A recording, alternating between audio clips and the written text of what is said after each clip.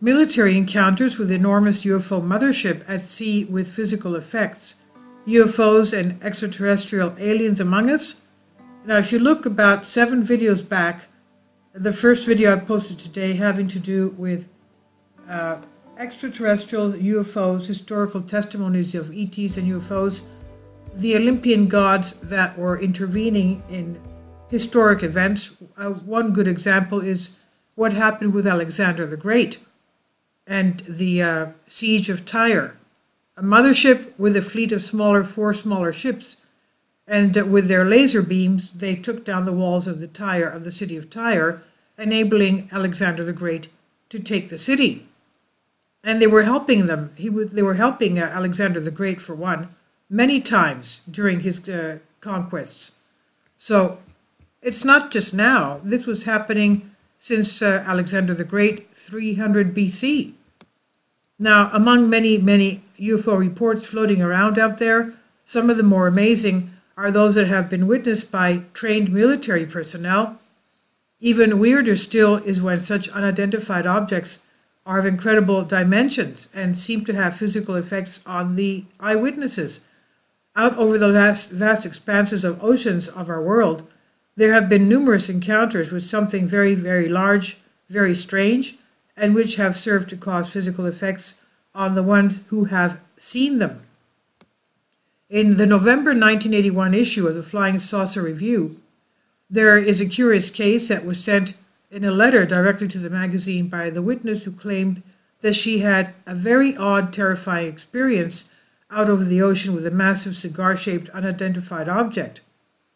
The unnamed witness claims that at the time she had been working for NATO as an English language secretary based in Paris and was aboard an Air Canada DC-8 aircraft on a military-sanctioned mission with a party of 50 NATO personnel who were en route from Paris to Canada for NATO ministerial meetings in Ottawa, the capital of Canada.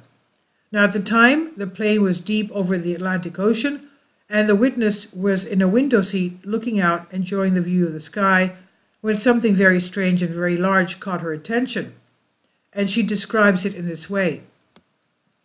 I was just reaching down to take a book from my hold-all and was astonished to glimpse below the plane something dark and absolutely tremendous that stood out in vivid contrast to the brightness all around. I could not believe my eyes. I pressed close to the window in unbelief, and there, almost beneath the DC-8, was a gigantic dark gray torpedo. It seemed menacing and frightening, and I had the impression that it was stationary. It was utterly unlike anything that I had ever seen in my whole life. It looked as though it was made of steel. No portholes or windows were visible, no wings or projections, nothing but the long, perfect torpedo form with its bullet-shaped head, and the rear end, which was cut off sharply and squarely. The monster, and I emphasize that it was this terrifying size that impressed me, was well below us. I thought maybe 2,000 meters or so below us, but of course I had no way of being able to gauge this or to estimate the size of the thing. I looked down again quickly at the monster and saw that a swath of tiny clouds was beginning to pass over it, though it remained visible through them for a few seconds before being lost to my sight, she said. The sighting greatly disturbed the witness, but when she looked around, the other passengers on the mostly empty flight, they were either asleep or lost in their books or thoughts, so it did not seem as if anyone else had seen that behemoth in the sky.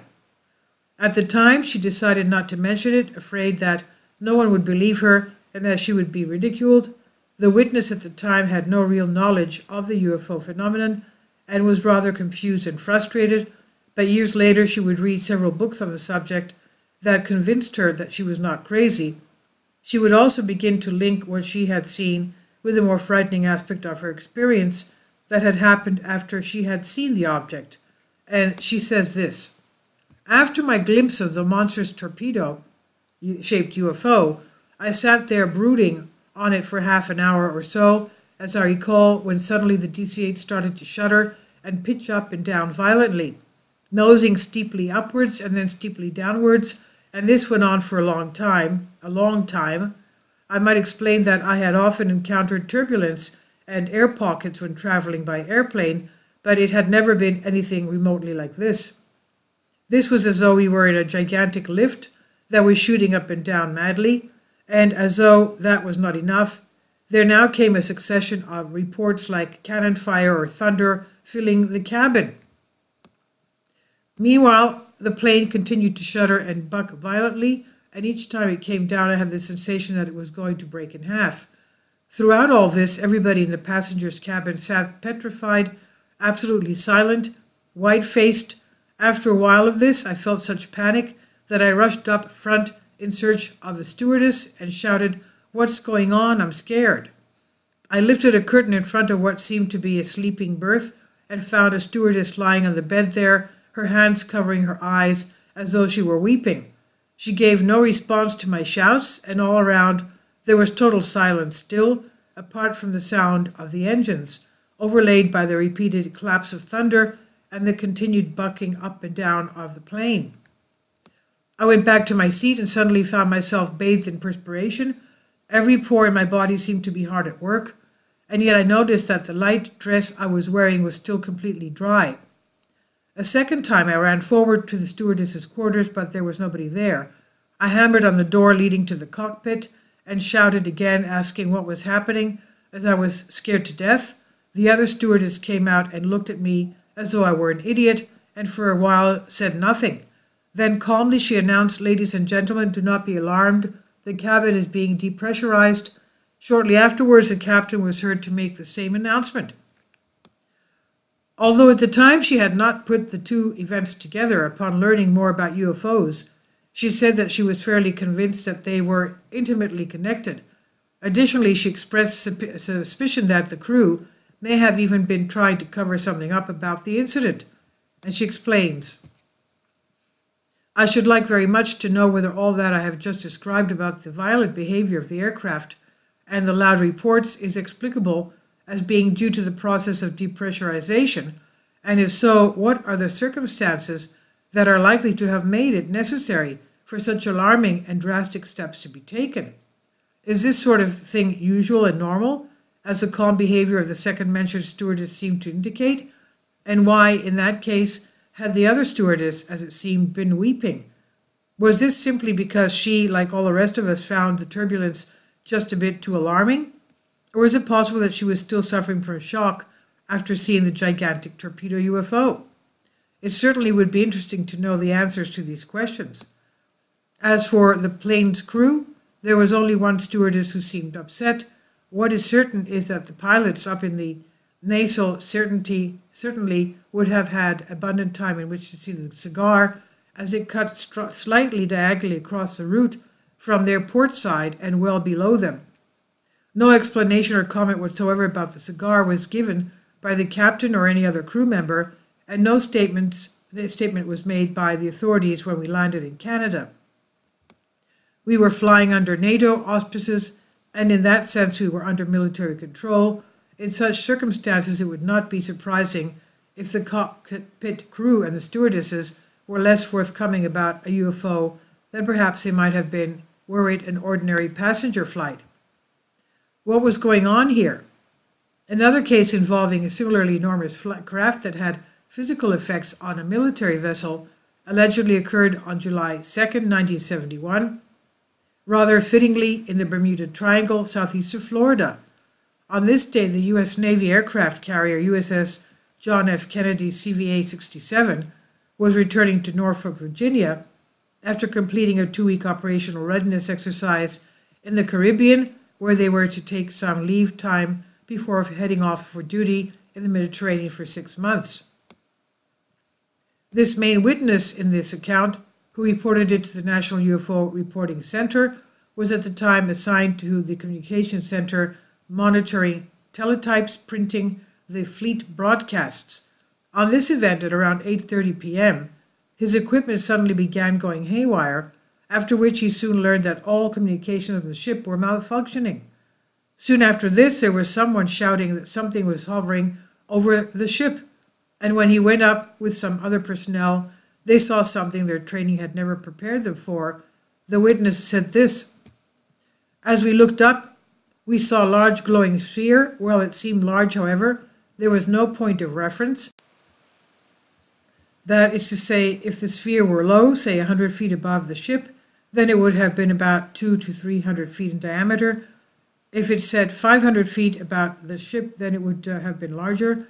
At arm's length, it was the size of a beach ball. It made no sound that I could hear. The light coming from it was not too bright, about half of what the sun would be. It pulsated from yellow to orange slowly. We didn't get to look at it for more than 20 seconds because General Quarters battle stations was sounded and the communications officer was in the passageway telling us to get back into the comm center. We returned and stayed there. That was at battle station. We did not have much to do because all the communications were still out. After about 20 minutes, the teletype started printing correctly again. We stayed at General Quarters for about another hour, then secured. I didn't see or hear of any messages going out about the incident.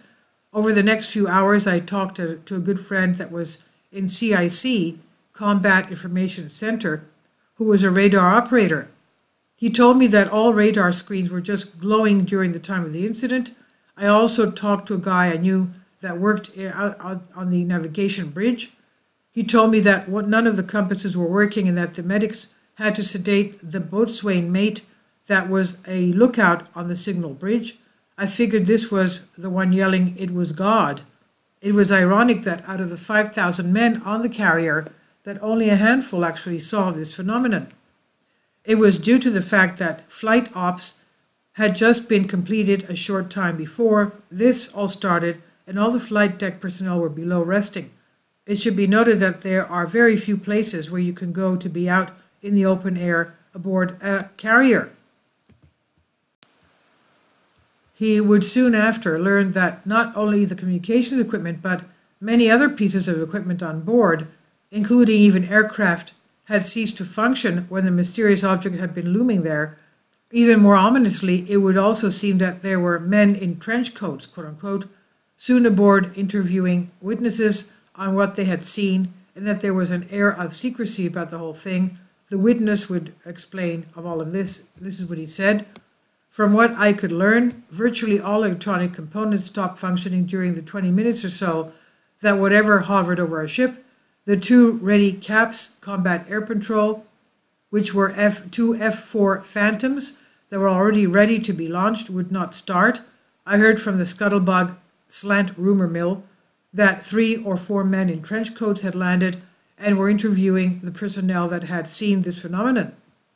I was never interviewed, maybe because no one knew that I had seen it.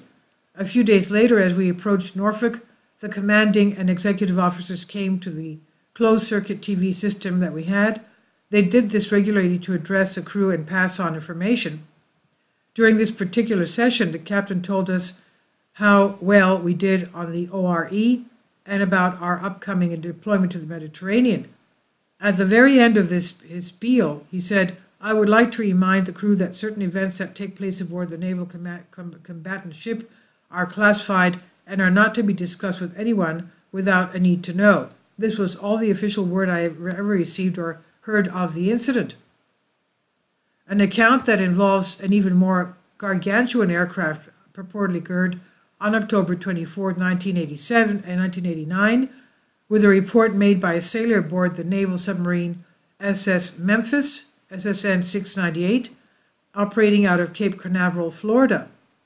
At the time, they were on special assignments protecting the space program on patrol about 150 miles off the Florida coast when the submarine began experiencing a deluge of technical problems.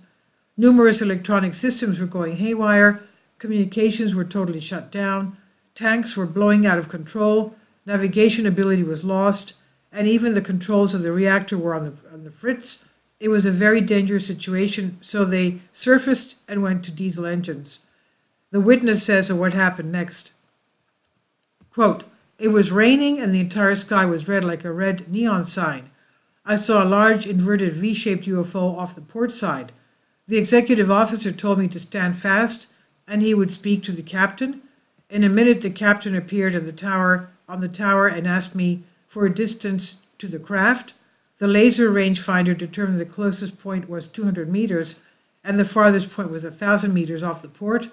The UFO was not perpendicular to our ship but at a 45-degree angle. This huge vessel was over a half-mile across.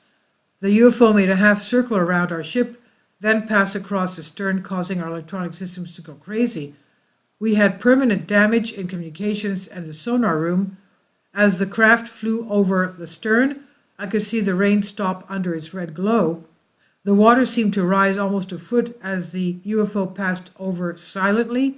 When the UFO finished its swing across the stern, it paused. The sky got brighter red, and it simply moved off at tremendous speed inside 15 seconds. When the UFO left, our boat returned to normal, with the exception of the radio and sonar. We did a quick system check, and the captain ordered us to return to reactor power, and get underway. He then explains that after they reached port, they were pulled aside by their superiors and put into what he calls protective custody, quote unquote. The atmosphere was apparently very intense, and they proceeded to be told the official story and that they should not talk about what they had seen. The witness would say of this, "We reached the port in about 7 hours where I was taken into protective custody. 2 enlisted men and I agreed we had witnessed a real UFO. I was the one who shot it with a laser rangefinder, so I was the one that had its exact sizes. I shot the vessel with the rangefinder as it hovered, and I got solid readings, not spotty like I would on debris. We were in holding for about 3 hours when an officer from the Air Force arrived and gave us a line of bull about an exploding weather satellite. The Navy then transferred virtually everyone on the crew to assignments. This included the captain, the executive officer, and the entire crew. They were split up, which almost never happens unless one of them gets a promotion or a new command, neither of which happened. It seems to be a pattern that such incidents are swept under the carpet, only adding to the eerie vibe of such cases. What was going on in any of these cases? Are there these massive craft roaming over the oceans of our world? What are they trying to say with these physical effects they have put forth? It's hard to say, and these remain to be very curious corner of UFO phenomena indeed." And this is on Collective Spark. Please leave your comments. Thank you for your support.